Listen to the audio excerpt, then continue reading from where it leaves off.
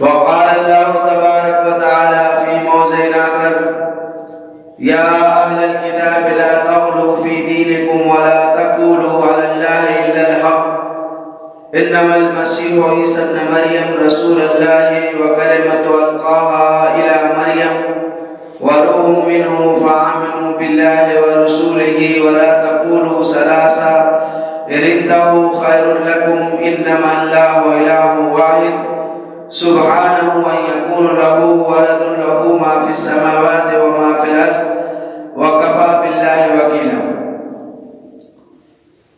ہر طرح کی تعریف، کبریائی اور بڑائی اللہ رب العالمین کے لیے ہے، جو تمام جہانوں کا خالق و مالک، مدبر و منتظم ہے۔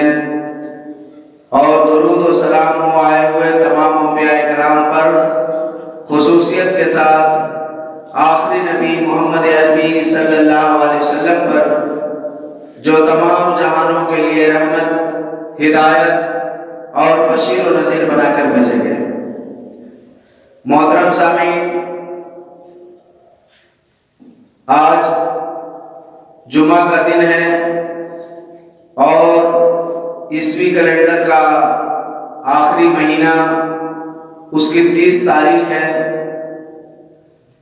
ایک دن بعد نئے سال کی آمد ہوگی اور لوگ جشن اور خوشی منائیں گے اور نئے سال کی ایک دوسرے کو مبارکباد پیش کریں گے۔ اس سلسلے میں ہم کچھ باتیں آپ کے سامنے رکھیں گے اور اس کے بعد اپنے موضوع توحید اور تثلیث میں فرق یا معنی و مفہوم کی طرف آئیں گے۔ مختصر بات اس ٹاپک سے کہ مبارکبادی پیش کرنے کا مسئلہ شریعت کے اندر کیا ہے۔ تو دیکھیے، اسلام ایک مکمل ضابطۂ حیات ہے اور اسلام نے ہر ایک چیز جو ایک انسان کو اللہ کے نزدیک سرخرو ہونے والا ہے، کامیابی سے ہمکنار کرنے والا ہے، اس کی وضاحت کر دی۔ اور اسی طرح سے ہر وہ کام جس سے ہمیں بچنا ضروری ہے، جو گناہ کے کاموں میں سے ہے، اس تعلق سے بھی وضاحت کر دی گئی۔ تو مسئلہ جو آتا ہے، آپ دیکھیں کہ بہت سارے لوگ نئے سال کی مبارکبادی پیش کرتے ہیں اور بہت سارے لوگ کرسمس ڈے کی مبارکبادی بھی پیش کرتے ہیں، ہولی اور دیوالی کی اور دیگر تیوہار کی مبارکبادی پیش کی جاتی ہے۔ اس سلسلے میں اسلام کا نظریہ کیا ہے اور پہلو کیا ہے؟ تو اس تعلق سے علماء کرام میں اختلاف ہے۔ اختلاف کا مسئلہ یہ ہے کہ کچھ علماء کرام کہتے ہیں کہ مبارکبادی دینا جائز ہے اور کچھ علماء کہتے ہیں کہ جائز نہیں ہے، اس لیے کہ یہ ان کے کام کی تائید کرنا ہے، اس لیے جائز نہیں ہے۔ تو اس سلسلے میں جو صاف اور واضح بات ہے وہ میں آپ کو بتا دوں کہ مبارکبادی دینے کے جو ایام ہیں، ان ایام کو ہم دیکھتے ہوئے اور سمجھتے ہوئے اس کو ہم 4 حصے میں منقسم کر سکتے ہیں۔ یعنی 4 حصے کا مطلب یہ ہوا کہ 4 طرح کی مبارکبادی آ گئی۔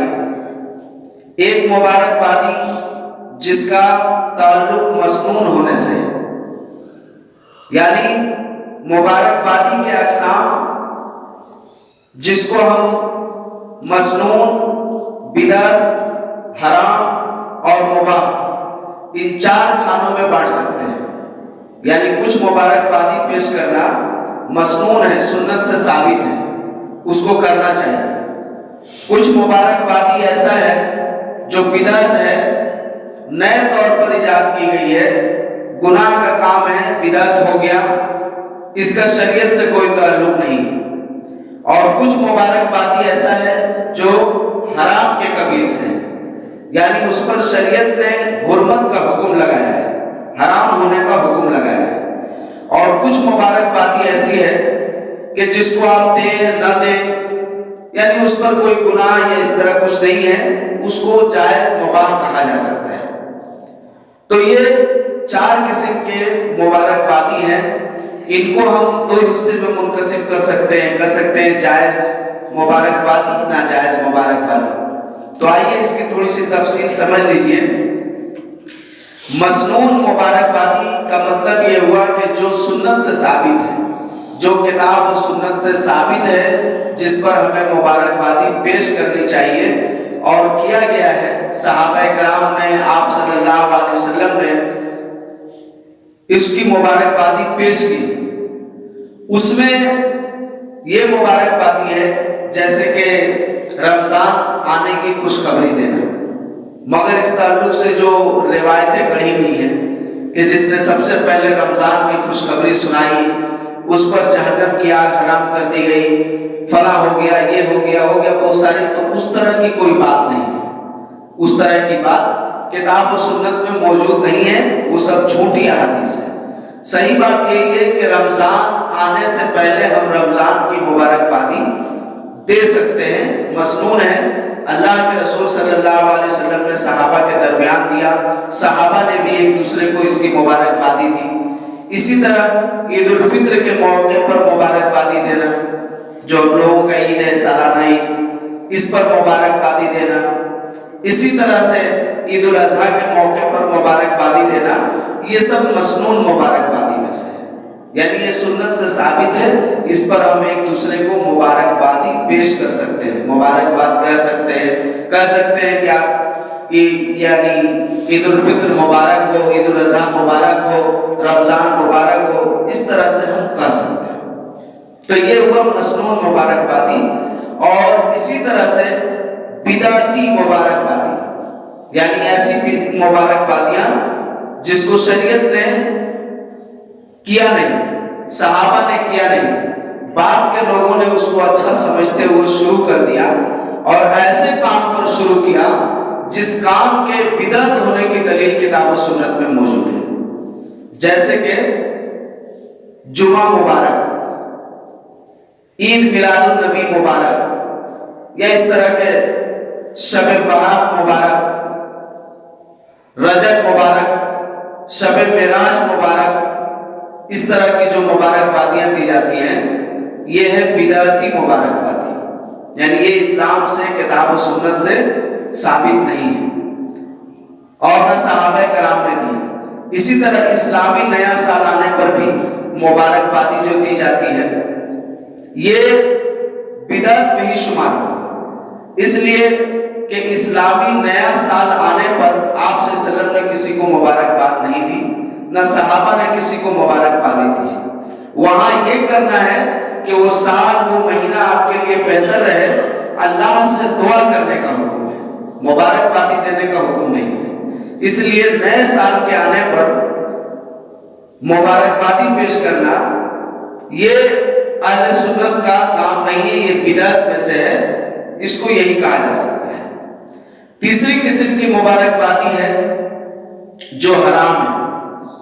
حرام اس لیے ہے کہ وہ کام پر آپ مبارکبادی نہ دیں، یہ حکم ہے شریعت کی جانب سے، تو آپ اگر اس کام پر مبارکباد دے رہے ہیں تو اس کی 2 نوعیت ہوگی۔ پہلی نوعیت، پہلی شکل یہ ہوگی کہ آپ اس کام کو اچھا سمجھ رہے ہیں، تو اگر اس طرح سے آپ مبارکبادی دے رہے ہیں تو پھر آپ کفر کے درجے کو پہنچ جائیں گے، یعنی کافر ہو جائیں گے۔ اور اگر آپ اس لیے مبارکبادی دے رہے ہیں مصلحتاً، تو مصلحتاً مبارکبادی دینے کی صورت میں آپ حرام کام کریں گے، آپ کو اس سے بچنا چاہیے۔ تو پھر کرنا کیا ہے؟ کرنا یہ ہے جیسے کہ حرام مبارکبادی میں نئے سال کی مبارکبادی دینا، ہیپی نیو ایئر کہنا یا میری کرسمس کہنا، یا اسی طرح سے دیوالی کی مبارکباد دینا، ہولی کی مبارکبادی پیش کرنا، یہ سب کیا ہے؟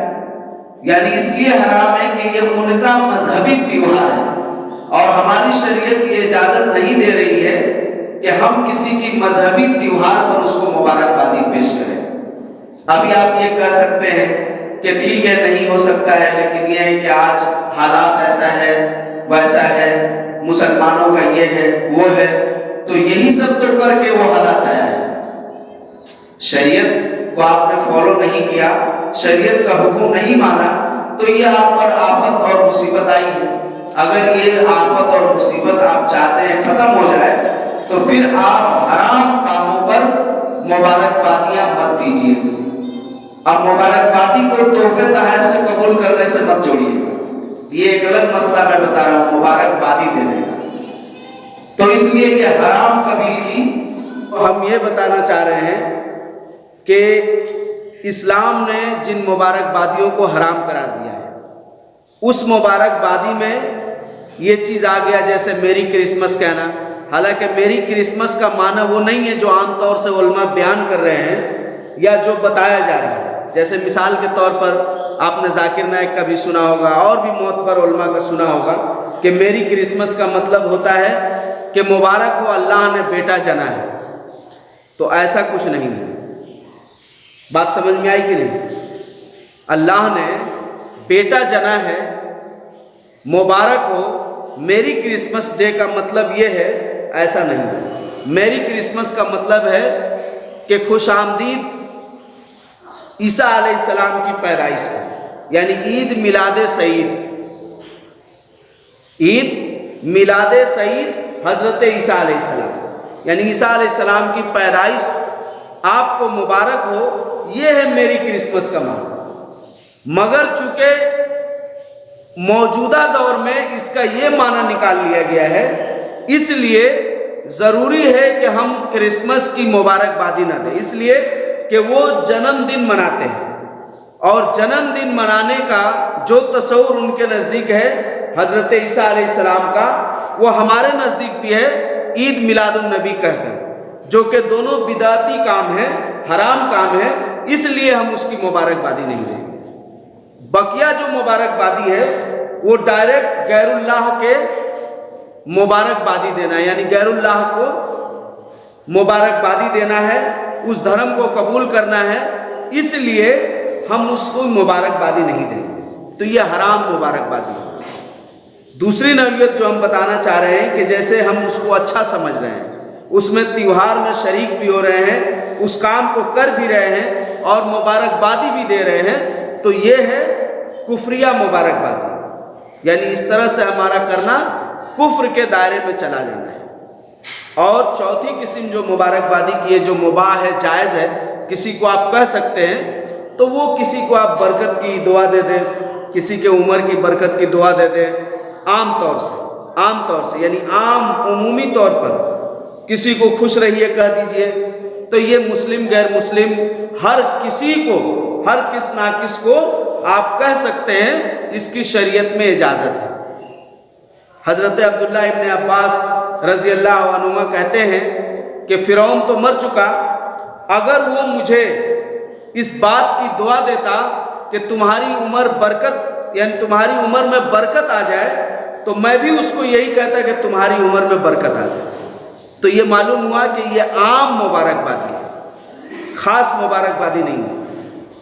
عام مبارکبادی یعنی اس کی عمر میں برکت کی دعا، تو ہم نے اس کی عمر میں برکت کی دعا کر دی۔ اسی طرح سلام کا بھی مسئلہ ہے، سلام ایک مسلمان دوسرے مسلمان کو کرے، مگر یہاں کہا گیا کہ اگر تمہیں کوئی تمہارا غیر مذہب والا سلام کرے تو تمہیں کیا کرنا چاہیے؟ تو بہت سارے لوگ یہ بات جانتے ہیں، مشہور ہے کہ وہ علیک کہہ دینا ہے، جیسا کہ حدیث میں بھی ہے، مگر صحابہ کرام اس بات کو جو حدیث میں آئی ہے اس پر اس طرح عمل کرتے کہ وہ پہل نہیں کرتے۔ تو یہاں بھی یہ قاعدہ ملحوظ رکھنا ہے کہ آپ پہل نہیں کریں گے۔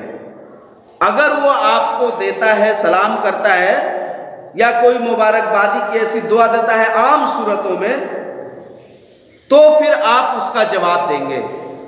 تو اس کے جواب میں وہ علیک بھی کہہ سکتے ہیں، یا علیک کہہ سکتے ہیں، یا علیکم کہہ سکتے ہیں، یا پھر سلام علی من اتبع الہدی بھی کہہ سکتے ہیں۔ یہ 3 طریقے صحابہ کرام سے منقول ہے جو وہ رائج رکھے ہوئے تھے۔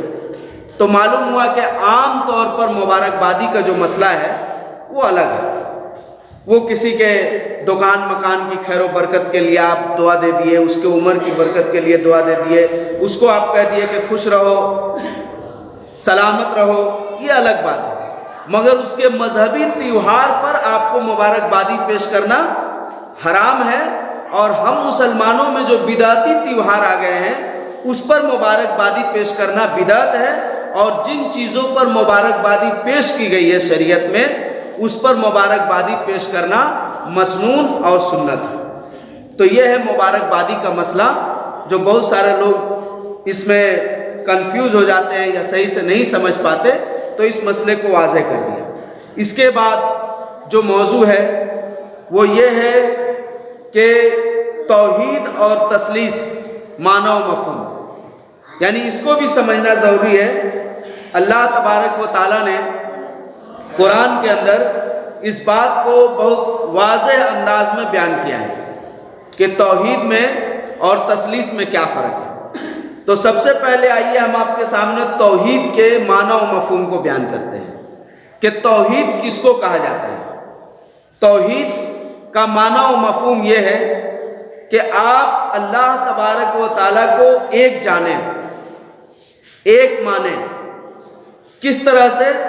اس کے ذات میں، اس کے صفات میں، اس کے افعال میں، تینوں اعتبار سے آپ اللہ کو واحد و یکتا اور تنہا مانیں، اور اس کا کوئی شریک، اس کا کوئی مثل، اس کا ہمساجی پارٹنر، اس سے آپ برات کر دیں۔ جیسا کہ یہ بات پہلے کلمے میں ہی ہمیں سکھلائی گئی ہے۔ پہلے کلمے کا معنی ہے جو اس طرح ہے کہ لا الہ، کوئی اللہ نہیں، کوئی معبود نہیں، الا اللہ، سوائے ایک اللہ کے، محمد الرسول اللہ، اور محمد صلی اللہ علیہ وسلم کیا ہے؟ اللہ کے رسول ہے۔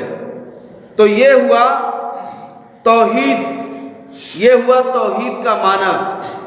اسی طرح دوسرے کلمے میں بتایا گیا کہ اشہد ان لا الہ الا اللہ وحدہ لا شریک لہ واشہد ان محمدً عبدہ ورسولہ۔ اس کا مطلب بھی یہی ہے کہ میں گواہی دیتا ہوں کہ اللہ کے علاوہ کوئی معبود نہیں، وہ اکیلا اور تنہا ہے، اس کا کوئی شریک نہیں، اور اس بات کی بھی گواہی دے رہا ہوں کہ محمد جو ہے اس کے بندے اور رسول ہیں۔ محمد صلی اللہ علیہ وسلم اللہ کے بندے اور اس کے رسول ہیں۔ یہ ایسی توحید کی تعلیم دی گئی کہ اس سے تثلیث، اولیاء پرستی، بت پرستی اور دیگر چیزوں کی عبادت کو اللہ کے ساتھ ملانے کو ختم کیا گیا ہے۔ تو یہ توحید کا معنی و مفہوم ہے۔ توحید یہی ہے کہ آپ اللہ کی ذات میں، یعنی اللہ کی ذات میں اس کو اکیلا سمجھنے کا مطلب کیا ہے؟ جیسے عام سیدھا طور پر آپ یہی کہہ سکتے ہیں کہ توحید کا مطلب کہ اللہ کی ذات میں، اس کے صفات میں، اس کے افعال میں اللہ کو یکتا اور تنہا ماننا۔ اس کی بہت بہترین اور جامع صورت قرآن کے اندر موجود ہے، جس میں اس بات کو بڑی اچھے انداز میں واضح کر دیا گیا ہے، اور وہ کیا ہے؟ سورہ اخلاص ہے، جس کو ہم قل هو اللہ احد بھی کہتے ہیں اور سورہ اخلاص بھی کہتے ہیں۔ اللہ تبارک و تعالیٰ نے جو پورے قرآن کے اندر اپنی وحدانیت کی، اپنے توحید کی جو مثال بیان کی ہے، پیش کی ہے، جو تصور دیا ہے، ان تمام تصور کو اور اس تمام بات کو اللہ نے سورہ اخلاص کے اندر جمع کر دیا ہے۔ اس کی پہلی آیت ہے قل هو اللہ احد، کہہ دیجئے نبی اکرم صلی اللہ علیہ وسلم کہ اللہ ایک ہے، لہذا اللہ کو ایک ماننا بھی ضروری ہے۔ بہت سارے لوگوں نے اپنے آپ کو، اپنے عقیدے کو ایسا بنایا ہے کہ اس کے اندر کئی ایک خدا موجود ہے۔ کسی کے اندر 2 ہیں، کسی کے اندر 3 ہیں، کسی کے اندر 30 ہے، کسی کے اندر کروڑوں ہیں۔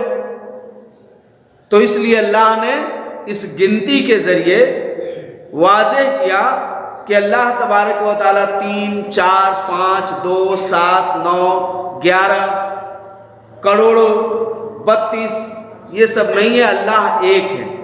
قل هو اللہ احد، اللہ ایک ہے، تنہا ہے۔ پھر اللہ تبارک و تعالیٰ نے دوسری بات کہی جو توحید کے معنی و مفہوم کو واضح کر رہی ہے، وہ ہے اللہ الصمد۔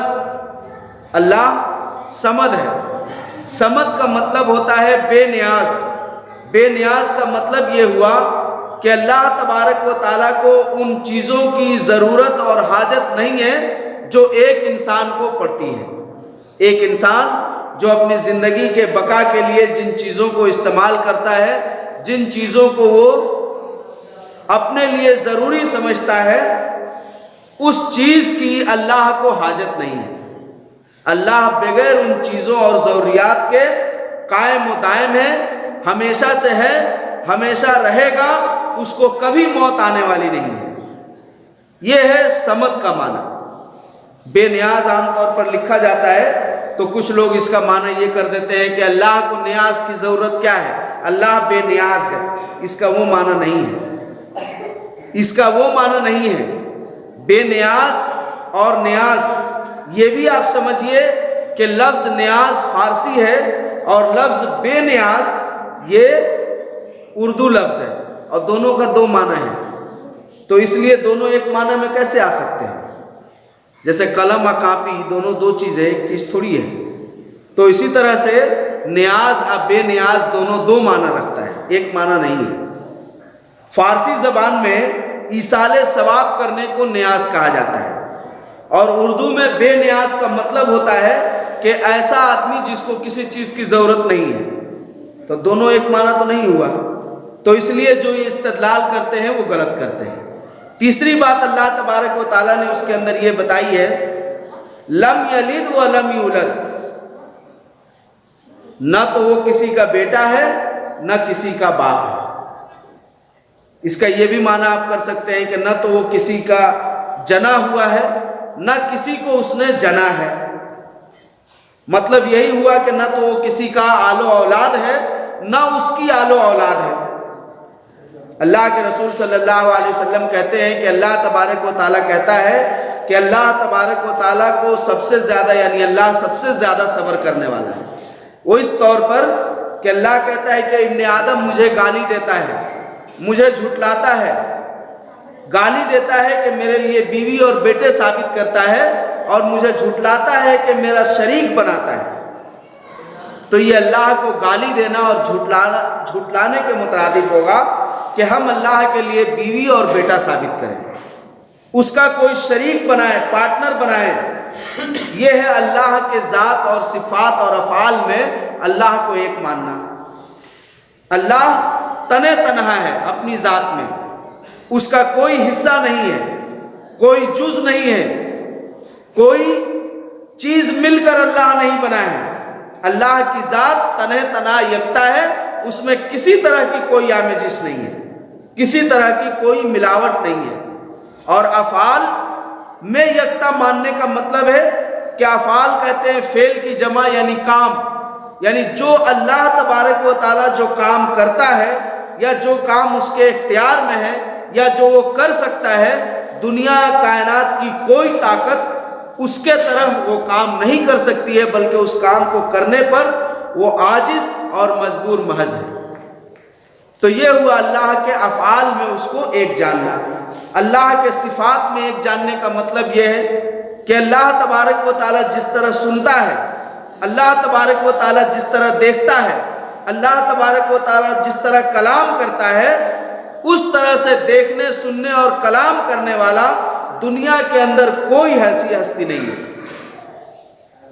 اللہ تبارک و تعالیٰ سنتا ہے۔ امام ابو حنیفہ رحمۃ اللہ علیہ اور دیگر علماء کرام یہ فرماتے ہیں کہ اللہ تبارک و تعالیٰ سنتا ہے مگر بغیر کان کے، اللہ تبارک و تعالیٰ دیکھتا ہے مگر بغیر آنکھ کے، کیونکہ ایک فرقے نے یہ کہا کہ اللہ جب سنتا ہے تو ظاہر ہے کہ اس کی کان ہوگی، اللہ جب دیکھتا ہے تو ظاہر ہے کہ اس کی آنکھیں ہوں گی۔ یہ مشبہہ فرقہ قرار دیے گئے، یعنی اللہ کو انہوں نے انسانوں سے تشبیہ دی۔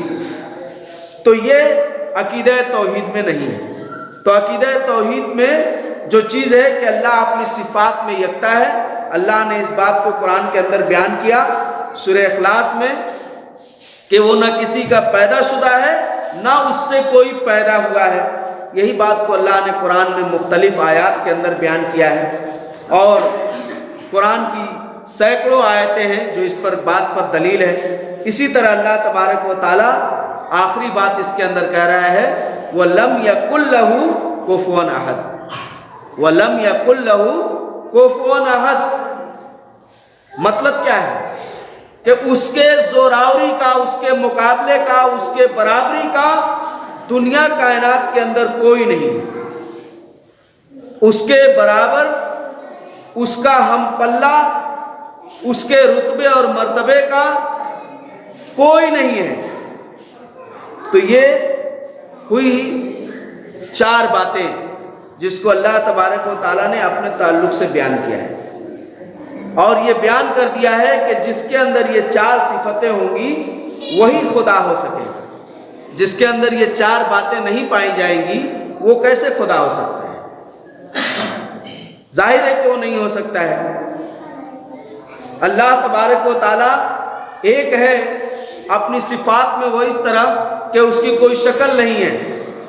ایک انسان، سائنس ثابت کرتی ہے کہ ایک انسان 7 شکل کے پائے جاتے ہیں، یعنی ایک انسان کا جو شکل ہے اس طرح کے 7 آدمی اور پائے جاتے ہیں جو ہم شکل کہلاتے ہیں۔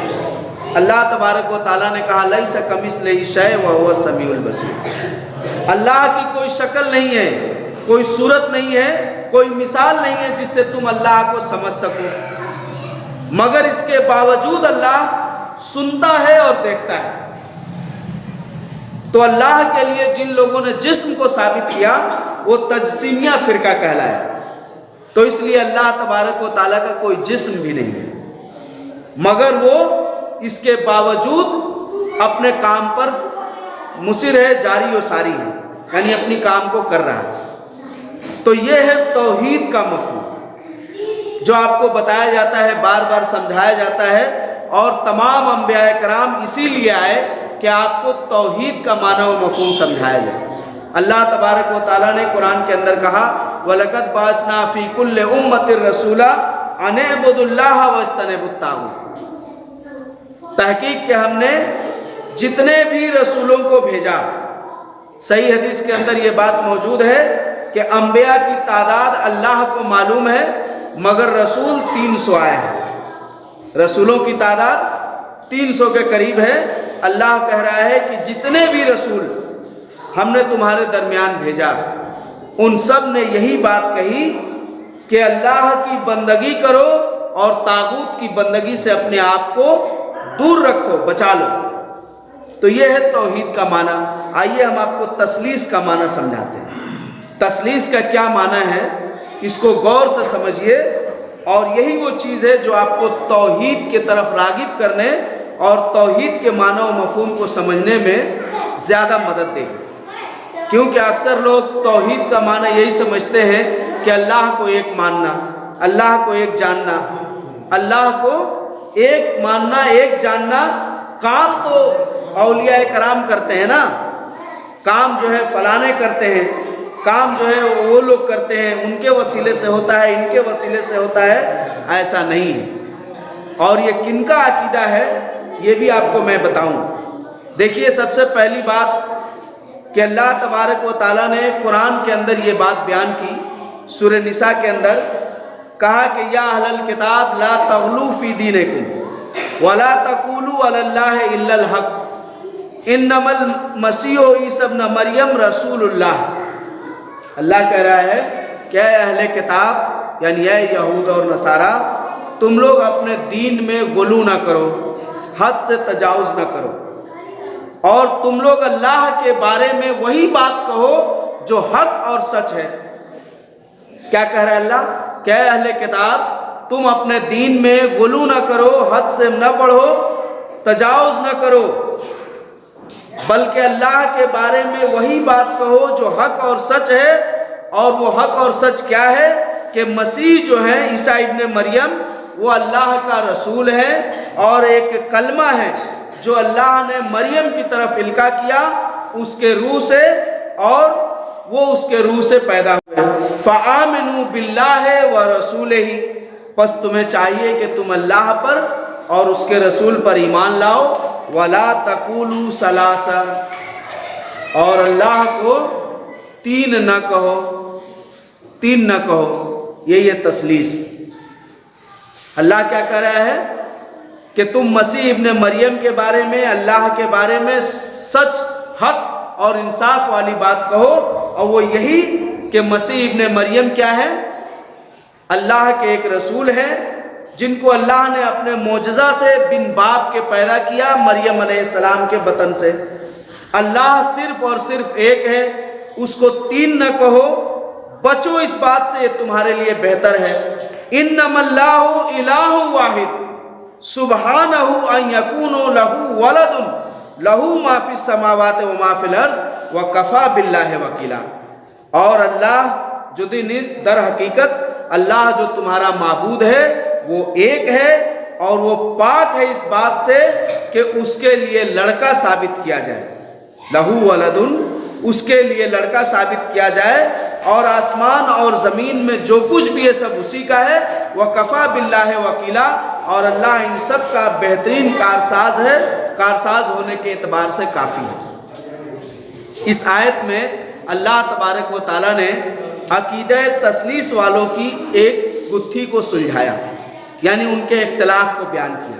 اب تثلیث کیا ہے تو آئیے میں آپ کو بتا دوں کہ تثلیث کا معنی و مفہوم میں جب آپ جائیں گے تو عیسائی عقیدے کے مطابق پہلی بات یہ بھی جان لیجئے کہ عیسائی جو مذہب ہے وہ در حقیقت ایک نئی مذہب ہے جو پیدا کی گئی۔ حضرت عیسیٰ علیہ السلام یا ان کے حواریوں یعنی ان کے ساتھیوں صحابیوں کا اس سے کوئی تعلق نہیں ہے، بلکہ یہ عقیدہ، یہ مذہب عیسائیت کے نام سے سینٹ پول یا سینٹ پولس جو دو نام آتا ہے، اصل میں اس کا نام شاول یا شاول تھا، شاول یا ساؤل تھا عبرانی میں، مگر اس کا رومی نام تھا سینٹ پول یا پولس۔ تو اس نے اس چیز کو ایجاد کیا اور اس نے ایک نئے عقیدے کی ترویج و اشاعت کی، ایک نئے عقیدے کو عیسائیوں میں مقبول بنایا، اور یہ بتایا کہ اللہ تبارک و تعالیٰ جو ہیں ان کا تین حصہ ہے، یعنی ایک اللہ ہے، ایک بیٹا یعنی عیسیٰ علیہ السلام، اور ایک روح القدس یعنی فرشتہ جبرائیل۔ بعض لوگ مریم علیہ السلام کو بھی کہتے ہیں کہ اللہ تین ہے، یعنی مریم علیہ السلام، ان کا بیٹا عیسیٰ علیہ السلام اور باپ اللہ تعالیٰ، یہ تین مل کر کے ایک خدا ہے، یعنی یہ تینوں ملتے ہیں تب پاور میں اللہ تعالیٰ آتا ہے۔ تو یہ ہے تثلیث، یعنی اس کو کہنے کا مطلب یہ ہے کہ وہ خدا عیسائی مذہب کے اعتبار سے وہ خدا جو جس نے کائنات کو پیدا کیا، وہ خدا توحید کی بات جو کر رہا تھا، اپنے آپ کو وحدانیت کے لیے بتا رہا تھا، وہ کائنات کی پیدائش سے لے کر عیسیٰ علیہ السلام کے پیدا ہونے سے پہلے پہلے تک ایک ہی تھا۔ کیا تھا؟ ایک ہی تھا۔ جب عیسیٰ علیہ السلام پیدا ہوئے تو در حقیقت عیسیٰ علیہ السلام کیا تھے؟ ظاہرتاً انسانی شکل میں تھے، اصل میں وہ اللہ تھے جو انسان بن کر دنیا میں آئے، پھر وہ ایک بچے کی شکل میں ایک ماں کے پیٹ سے نکلے، اور اس طرح سے روح القدس نے انہیں تقویت دی، تو یہ اللہ تین حصے میں بٹ گئے۔ یہ وہی عقیدہ ہے جو ہم نہیں کہتے ہیں وہی تھا عرش پر مستوی خدا ہو کر مدینے میں اتر پڑا مصطفیٰ ہو کر، یہ وہی عقیدہ ہے، یہ تثلیث وہی عقیدہ ہے۔ تو کہتے ہیں کہ ہمارے نبی بھی کیا ہیں؟ اللہ ہیں، یا اللہ کے نور سے پیدا ہوئے ہیں۔ کیا ہیں؟ اللہ ہیں یا پھر اللہ کے نور سے پیدا ہوئے ہیں۔ یہ وہی عقیدہ ہے جس کو پولس نے عیسائیت کے نام پر عیسائیوں میں داخل کیا۔ کیا کہا کہ وہ اللہ جو وحدانیت بیان کر رہا تھا، یعنی جو یہ بتا رہا تھا کہ ہم ایک ہیں، قل هو اللہ احد، اللہ ایک ہے کہہ دیجئے، وہی اللہ کائنات کے پیدا کرنے سے لے کر عیسیٰ علیہ السلام کے پیدائش سے قبل تک، یعنی ان کے پیدا ہونے سے پہلے تک ایک ہی تھا، مگر جب عیسیٰ علیہ السلام پیدا ہوئے تو یعنی گویا وہ اللہ ہی تھا جو ایک بچے کی شکل میں آیا۔ تقریباً تمام عیسائی علماء اس بات پر متفق ہیں اور اپنی کتابوں میں لکھتے ہیں کہ ایک خدا جو قاہر مطلق ہے، جبار ہے، قوت والا ہے، طاقت والا ہے، یہ کیسے ممکن ہے کہ وہ ایک بچے کی شکل میں پیدا ہو جائے؟ اس بات کو ہم لوگ نہیں مانتے۔ یعنی عیسائی محققین جو موحد قسم کے ہیں وہ اس بات کا عقیدہ رکھتے ہیں، انہوں نے اپنی کتابوں میں لکھا ہے، اور پورے بائبل کو آپ تلاش جائیے، محرف بائبل یعنی جو تبدیل شدہ بائبل ہے، اس کے اندر بھی آپ دیکھیے کہیں بھی یہ بات موجود نہیں ہے کہ اللہ کے بیٹا ہے عیسیٰ علیہ السلام۔ اس بات کو سمجھیے گا، تثلیث کیا ہے؟ تثلیث اسی کو کہا گیا ہے، یعنی یہ تین آدمی کا عقیدہ رکھتے ہیں، تین پرسن، اقنوم ثلاثہ، اقانیم ثلاثہ جس کو کہا جاتا ہے۔ وہی اللہ نے کہا کہ تم اللہ کو تین نہ کہو، تین کا عقیدہ۔ تو یہ ان کے معنی میں کہ اللہ تین میں ایک ہے یا ایک میں تین ہے، یعنی ایک ہی میں تین ہے یا تینوں ایک ہیں۔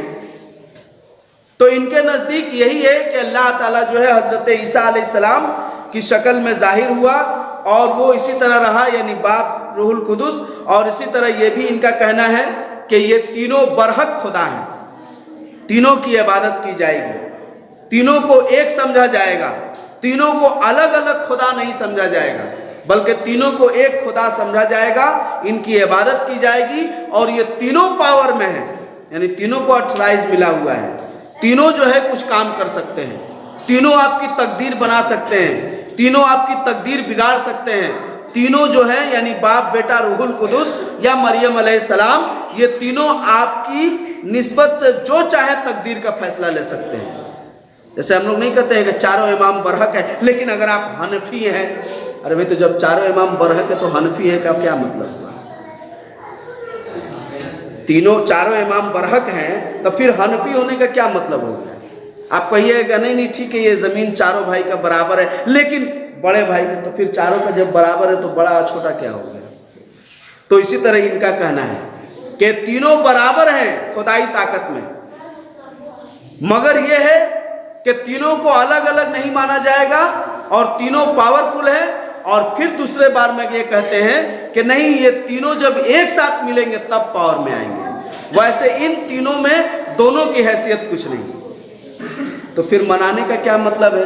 اچھا یہ چیز آپ جان لیجئے کہ یہ وہی عقیدہ ہے، یہ جو پولس نے تثلیث کا عقیدہ پیدا کیا۔ تثلیث کا مطلب سمجھ گئے کہ اللہ کو تین حصہ ماننا، یعنی اللہ بیٹا، یعنی اللہ باپ ہو گیا، عیسیٰ علیہ السلام بیٹا ہو گئے، مریم علیہ السلام یا روح القدس جو ہے وہ ماں یا جو بھی کہہ لیجئے ہے، تو یہ تین حصہ ہو گیا۔ یہ چیز جو ہے ہمارے ہندوستان میں، مصر میں، اور اس سے پہلے رومیوں کے یہاں اور ایرانیوں کے یہاں، کلدانیوں کے یہاں یہ عقیدہ پایا جاتا تھا۔ آج بھی ہندوستان میں یہ عقیدہ موجود ہے تین خداؤں کا، جیسے برہما، وشنو اور شیو، یہ تین خدا ہیں۔ برہما جو ہیں خالق کائنات ہیں، وشنو جو ہیں مربی کائنات ہیں، اور شیو جو ہیں وہ مہلک کائنات ہیں۔ تین خدا ہیں۔ تو یہ تین خدا ہیں، تینوں نے کاروبار دنیا کو سنبھال رکھا ہے۔ یعنی برہما اکیلے غصہ ہوں گے تو یہی کر سکتے ہیں کہ وہ کوئی چیز پیدا کر سکتے ہیں، مٹا نہیں سکتے ہیں۔ اور وشنو اگر بہت زیادہ اڑیں گے، جائیں گے، تو یہ یہی کر سکتے ہیں کہ انسانوں کی دیکھ ریکھ بھال کر سکتے ہیں، کائنات کو بہتر سے بہتر بنا سکتے ہیں، اس سے زیادہ کچھ نہیں کر سکتے۔ اور شیو مہاراج جی اگر غصہ زیادہ ہو گئے تو وہ یہی کر سکتے ہیں کہ جو بنایا ہے کھیل ہول وہ سب کو ملیا میٹ کر کے وہ خراب کر دیں گے، پھر ان کو ان دونوں میں سے کوئی اس کو ٹھیک نہیں کر سکتا ہے۔ یعنی تینوں کے پاس تین پاور ہیں اور تینوں ہی خدا ہیں۔ اسی طرح سے یونانیوں کے نزدیک ایٹلس دیوتا، جس کا کہنا تھا کہ یہ نانا کے بطن سے یعنی نانا کنواری کے بطن سے پیدا ہوا ہے، لہٰذا یہ ایٹلس دیوتا ہے جو 25 مارچ کو مر گیا، 25 مارچ کو مر گیا اور 25 مارچ کو مرنے کے بعد پھر 2 دن بعد زندہ ہو گیا۔ نبی مرے نہیں ہیں، ابھی زندہ ہی ہیں، تو اسی طرح سے 25 مارچ کو وہ مر گیا اور مر کے پھر دوبارہ زندہ ہو گیا۔ تو ان کے یہاں بھی یہ 3 خداؤں کا عقیدہ موجود تھا۔ رومیوں کے یہاں بھی، رومی بادشاہ کے یہاں بھی 3 خدا کا عقیدہ موجود تھا۔ وہ اس طرح کہتے تھے کہ جوپیٹر جو ہے، جوپیٹر سیارہ جس کا نام جوپیٹر کہہ لیجئے، یہ ہے بیٹا، جوپیٹر جو ہے باپ ہے، جوپیٹر باپ ہے، ڈیٹمبر ماں ہے، اور ڈیٹمبر سے جو بیٹا پیدا ہوا ہے ڈائنوس، یہ اس کا بیٹا ہے۔ یہ 3 مل کر خدا ہیں، یہی تینوں پورے دنیا کو چلا رہے ہیں۔ ان میں سے کوئی بھی ایک کو کچھ ہوتا ہے تو دنیا کا آدھا کام رک جائے گا۔ اور یہ بھی عقیدہ ہے کہ ڈیٹمبر کے بطن سے جو لڑکا پیدا ہوا ڈائنس، وہ مر گیا اور مرنے کے بعد پھر پیدا ہوا۔ یہ کب مرا، کب مر کے پیدا ہوا معلوم ہے؟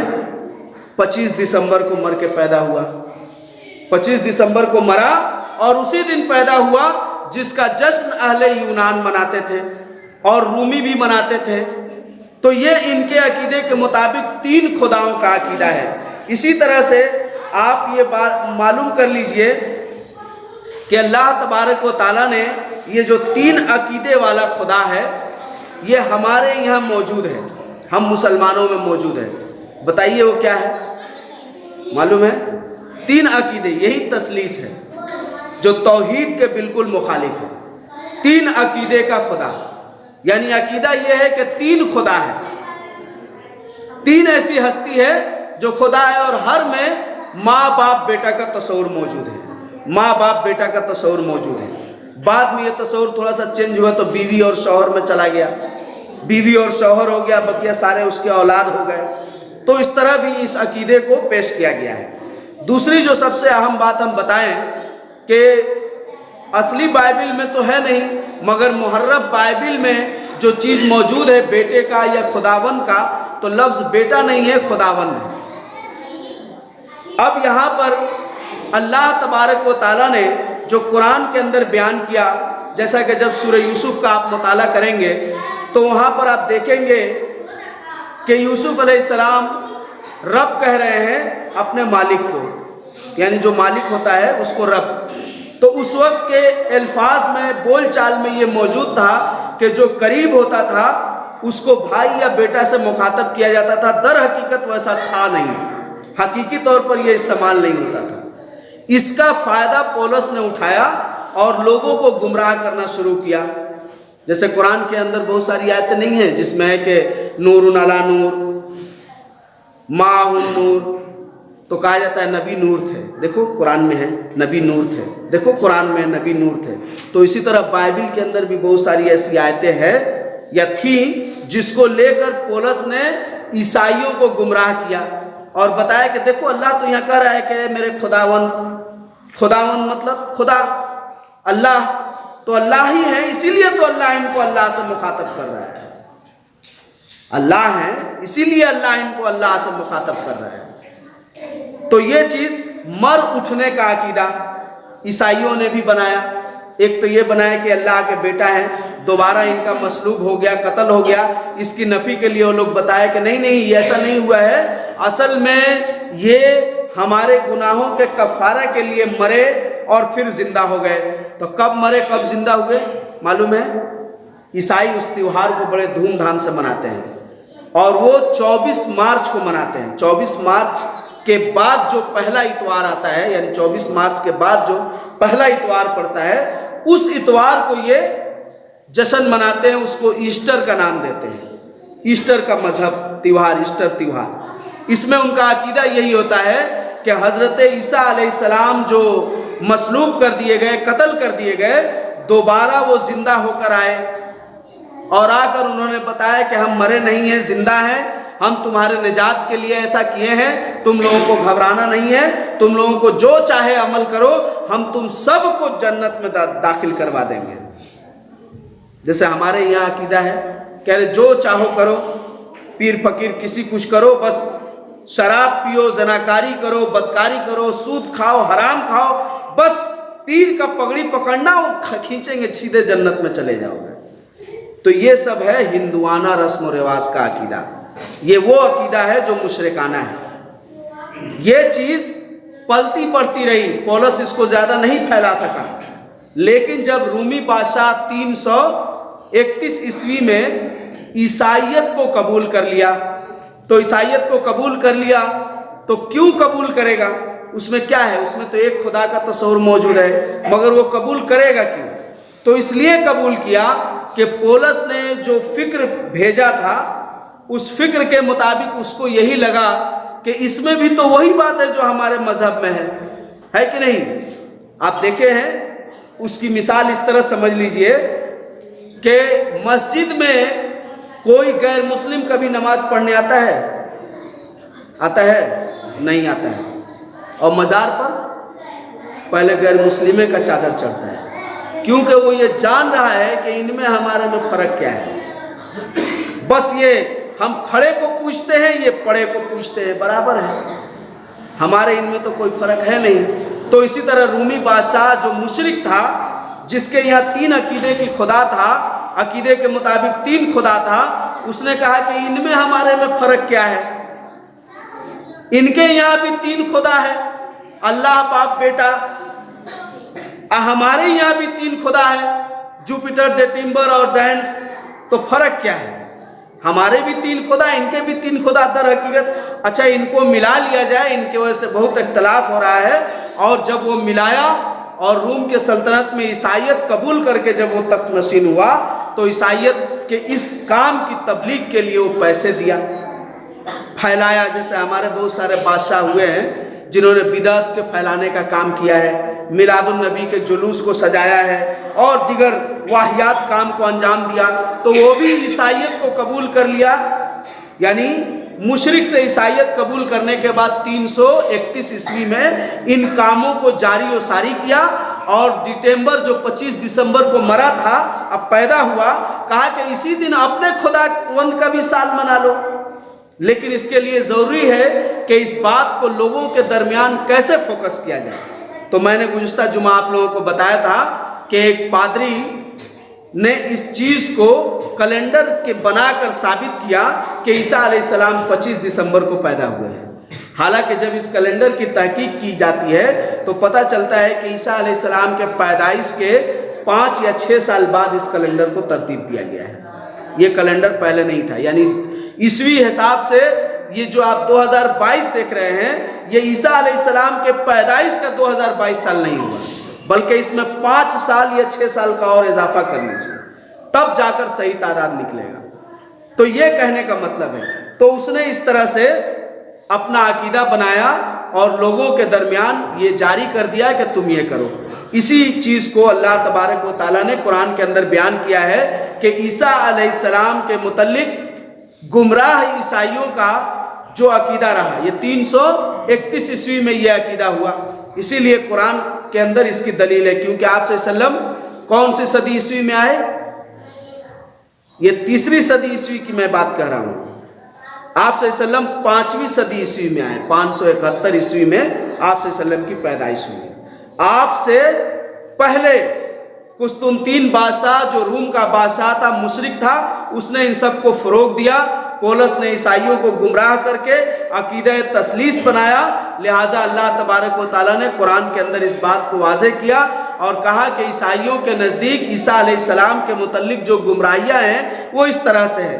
पहला गिरोह ने इनको पैगंबर माना, जैसा कि अल्लाह ने इस बात को सूरह माइदा आयत नंबर 110-11 में बयान कर दिया है कि ईसा अलैहिस्सलाम ने कहा कि ईसाइयों, मैं अल्लाह की जानिब से तुम्हारे दरमियान पैगंबर भेजा गया हूँ, मेरे पास कुछ निशानियाँ हैं, इसे कबूल करो, मानो। अल्लाह ने ये सारी चीज़ें दी है।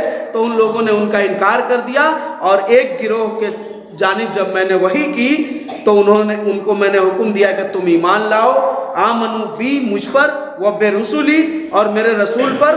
तो उन लोगों ने कहा कि आमन्ना वशहद बिअन्नना मुस्लिमून, اے اللہ تو گواہ رہا کہ ہم تیری اس بات کو قبول کر لیے، ہم ایمان لائے اور عیسیٰ علیہ السلام کو بحیثیت رسول مان لیے۔ تو یہ ایک گروہ عیسائیوں کا تھا جو موحد ترین ہے، اور اس موحد عیسائی والے آج بھی تھوڑے بہت دبکے ہوئے بچے ہیں، اس میں سے 5 امریکہ کے صدر بھی رہ چکے ہیں۔ آپ تاریخ اٹھا کر دیکھیے، ملے گا آج بھی عیسائیوں میں تھوڑے بہت موحد گروہ موجود ہیں۔ دوسرے گروہ نے عیسیٰ علیہ السلام کو اللہ قرار دیا۔ اللہ تبارک و تعالیٰ نے اس کی تردید کرتے ہوئے کہا لَقَدْ كَفَرَ الَّذِينَ قَالُوا إِنَّ اللَّهَ هُوَ الْمَسِيحُ ابْنُ مَرْيَمَ، تحقیق کہ وہ لوگ کافر ہو گئے جنہوں نے کہا کہ مسیح ابن مریم ہی اللہ ہے، اور مسیح نے بنی اسرائیل کو کہا تھا کہ اے بنی اسرائیل تم اللہ کی عبادت کرو جو میرا اور تمہارا رب ہے۔ یاد رکھو کہ جو شخص اللہ کے ساتھ شرک کرے گا اللہ نے اس پر جنت کو حرام کر دیا ہے اور جہنم اس کا ٹھکانہ ہے، اور ایسے ظالموں کا کوئی مددگار نہیں۔ اس بات کی اللہ نے سورہ مائدہ کے 72 نمبر آیت میں تردید کی۔ تیسرے گروہ نے عیسیٰ علیہ السلام کو اللہ کا حصہ قرار دیا۔ اللہ نے کہا کہ لَقَدْ كَفَرَ الَّذِينَ قَالُوا إِنَّ اللَّهَ ثَالِثُ ثَلَاثَةٌ وَمَا مِنْ إِلَٰهٍ إِلَّا إِلَٰهٌ وَاحِدٌ وَلَمْ يَنْتَهُوا عَمَّا يَقُولُونَ۔ یہ بات بھی اللہ نے سورہ مائدہ کے 73 نمبر میں رد کر دیا کہ عیسائیوں کا جو تیسرا گروہ کہہ رہا ہے کہ اللہ کا حصہ ہے عیسیٰ، تو انہیں معلوم ہونی چاہیے کہ ان لوگوں نے کفر کیا جنہوں نے اللہ کو تیسرا حصہ یا عیسیٰ کو تیسرا حصہ اللہ کا قرار دیا۔ یاد رکھو کہ تمہارا رب ایک ہے، اور اس بات کے کہنے سے بچو ورنہ آخرت میں تمہارے لیے دردناک عذاب ہے۔ اور چوتھے گروہ نے کیا کہا؟ حضرت عیسیٰ علیہ السلام اللہ کے بیٹے ہیں۔ اس کو بھی اللہ کہہ رہا ہے سورہ توبہ کے اندر، کہہ رہا ہے کہ قالت الیہود عزیر ابن اللہ، یہودیوں نے کیا کہا کہ عزیر اللہ کے بیٹے ہیں۔ وقالت النصارى المسیح ابن اللہ، اور نصرانیوں نے عیسائیوں نے کیا کہا کہ مسیح ابن مریم اللہ کے بیٹے ہیں۔ ذالک قولہم بافواہہم، معلوم ہونی چاہیے کہ یہ ان کے منہ کی باتیں ہیں، بناوٹ ہے۔ اللہ کا کوئی بیٹا نہیں۔ لم یکن لہ صاحبہ، اللہ نہ کوئی بیوی رکھتا ہے، ولم یکن لہ ولد، نہ اس کا کوئی ولد ہے یعنی لڑکا ہے۔ اللہ کے پاس بیوی بھی نہیں ہے اور بیٹا بھی نہیں ہے۔